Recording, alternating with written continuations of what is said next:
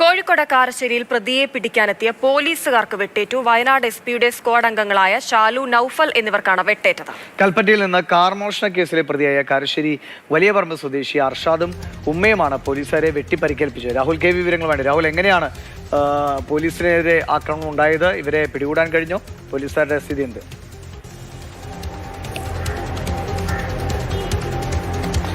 ദിവിഷ, രണ്ടുപേരുടെയും കൈക്കാണ് വെട്ടേറ്റത്. സാരമായ പരിക്കുണ്ട്. രണ്ട് ഉദ്യോഗസ്ഥരും മുക്കത്തെ സ്വകാര്യ മെഡിക്കൽ കോളേജിൽ ചികിത്സയിൽ തുടരുകയാണ്.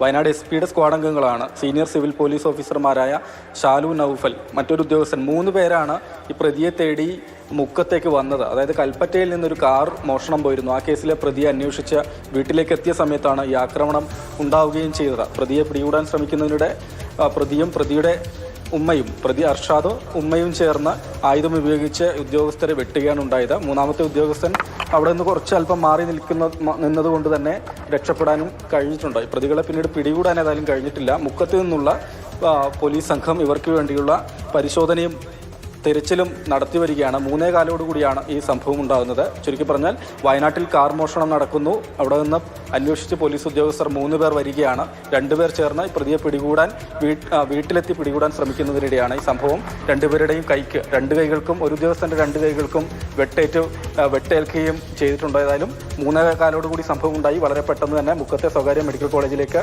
2 പേരെ എത്തിച്ചിട്ടുണ്ട്. പ്രതികൾക്ക് വേണ്ടിയുള്ള തെരച്ചിൽ മുക്കം പോലീസ് നിലവിൽ നടത്തി വരികയാണ്. ശരി, രാഹുൽ കെ വിയാണ് വിവരങ്ങൾ നൽകിയത്. പ്രതിയെ അന്വേഷിച്ചെത്തിയ പോലീസുകാർക്കാണ് പ്രതിയും ഉമ്മയും ചേർന്ന് വെട്ടി പരിക്കേൽപ്പിച്ച് പോലീസുകാർ ആശുപത്രിയിലുമാണ്.